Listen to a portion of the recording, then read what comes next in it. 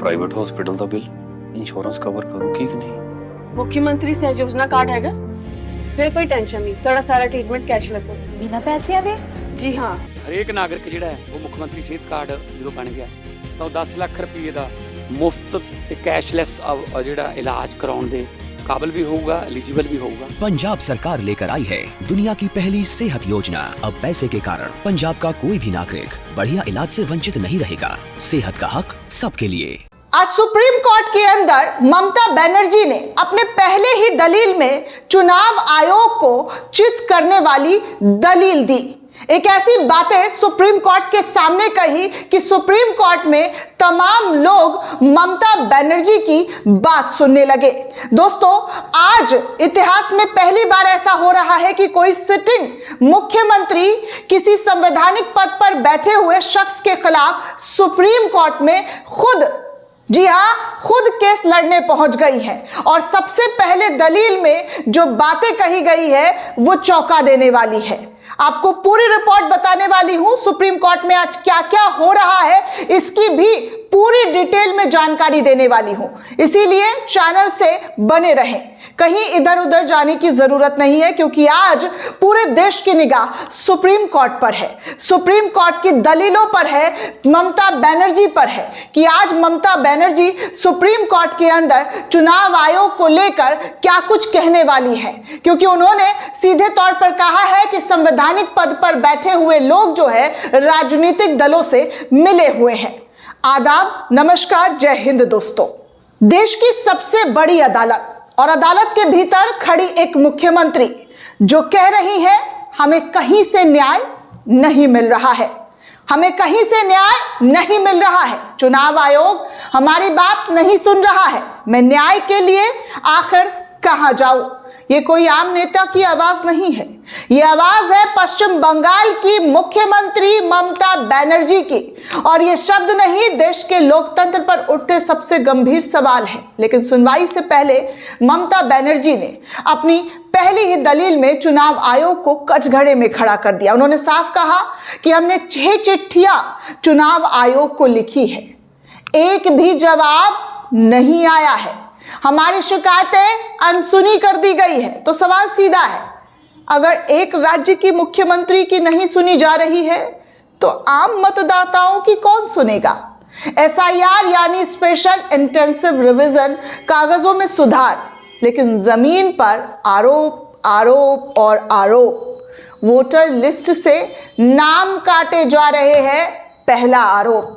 ममता बनर्जी की अर्जी कहती है कि पश्चिम बंगाल में एसआईआर के नाम पर बड़े पैमाने पर वोटर्स के नाम हटाए जाना खतरा है, खतरे की घंटी है।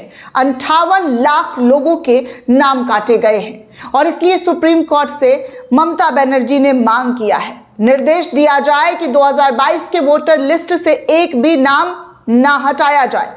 ममता बनर्जी सिर्फ याचिकाकर्ता नहीं बनी है, उन्होंने सुप्रीम कोर्ट से यह भी कहा है, मुझे इस केस का हर तथ्य पता है, मैं खुद अपना पक्ष रखना चाहती हूं। और आज सुप्रीम कोर्ट के समक्ष वो अपना पक्ष रख रही हैं।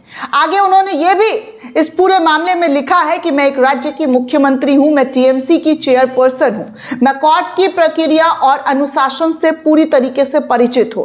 यानी साफ संदेश, मैं सिर्फ नेता नहीं, मैं खुद अपनी लड़ाई लड़ूंगी। ममता बनर्जी का आरोप सिर्फ प्रशासनिक नहीं है, ये संवैधानिक आरोप है। वो कहती हैं चुनाव आयोग निष्पक्ष मध्यस्थ नहीं रह गया है, शिकायतों को नजरअंदाज किया जा रहा है। जो शिकायतें ममता बनर्जी मुख्यमंत्री होते हुए कर रही हैं, उन तमाम चीजों को नजरअंदाज, लोकतांत्रिक अधिकार पूरी तरीके से खतरे में है। और सवाल उठता है कि क्या चुनाव आयोग जवाबदेह है या नहीं।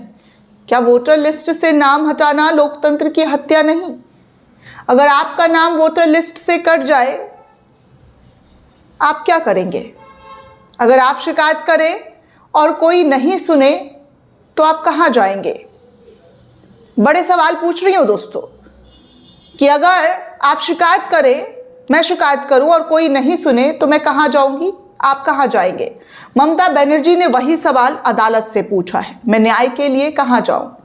ये सवाल सिर्फ ममता बनर्जी का नहीं, ये सवाल हर एक नागरिक का है, हर एक वोटर का है। आज की सुनवाई सिर्फ एक राज्य की नहीं, ये तय करेगी कि वोटर लिस्ट कितनी सुरक्षित है, चुनाव आयोग कितना जवाबदेह है और लोकतंत्र कितना मजबूत है। ममता बनर्जी आज कोर्ट में अपने केस का सुनवाई करने की पहली बातें कर चुकी है और इन पहली बातों में ममता बनर्जी के जरिए जो बातें कही गई है वो सीधे तौर पर कि हम कहाँ जाएं, हम किसके पास जाएं। दोस्तों, देश देख रहा है कि अदालत इस आशंका को गंभीर मानेगी या चुनाव आयोग से जवाब तलब करेगी। ये बीजेपी बनाम टीएमसी नहीं, ये सरकार बनाम विपक्ष नहीं, ये है वोटर बनाम सिस्टम। अगर वोट डालने का अधिकार ही छीन लिया गया तो चुनाव किस बात के। आज सुप्रीम कोर्ट में जो होगा वो सिर्फ कानून की कार्रवाई नहीं होगी दोस्तों, वो तय करेगा आपका नाम वोटर लिस्ट में रहेगा या नहीं, आपकी आवाज सुनी जाएगी या नहीं। आज ममता बनर्जी जो बातें सुप्रीम कोर्ट के अंदर कर रही हैं वो एक एक कोर्ट आपको बताने वाली हूं। चुनाव आयोग क्या कह रहा है वो भी बताऊंगी। ममता बनर्जी ने कोर्ट में कहा है कि मैं न्याय चाहती हूं। अब देखना यह है कि क्या न्याय मिलेगा। हर पल की अपडेट आप तक लाते रहूंगी, हर खबर आपको बताते रहेंगी। जुड़े रहिए क्योंकि ये खबर नहीं, आपके अधिकार की कहानी है और वही कहानी इस वक्त आपके सामने लाकर रखा है। दोस्तों, पहली ही बार चुनाव आयोग को लेकर ममता बनर्जी ने साफ तौर पर, आप तस्वीरों में देख सकते हैं, वकीलों की फौज जो है खड़ी हुई है।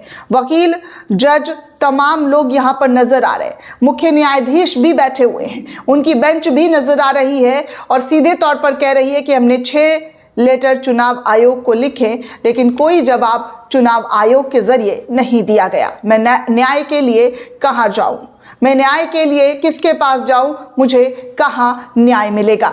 ये सब कुछ ममता बनर्जी ने कोर्ट रूम में पहुंचते ही बोलना शुरू कर दिया है, जिसके बाद ममता बनर्जी की हर एक टिप्पणी पर, हर एक बात पर लोगों की निगाहें टिकी हुई है कि आखिर ममता बनर्जी आज क्या क्या दलीलें देने वाली हैं। और अपनी पहली दलील में ही सबको ये कहते हुए नजर आई कि मैं कहाँ जाऊं, किससे न्याय मांगूं, किसके पास न्याय की बातें करूं।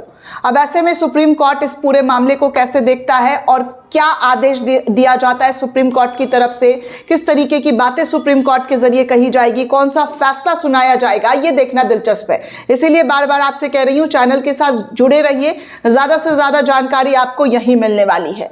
जय हिंद, जय भारत।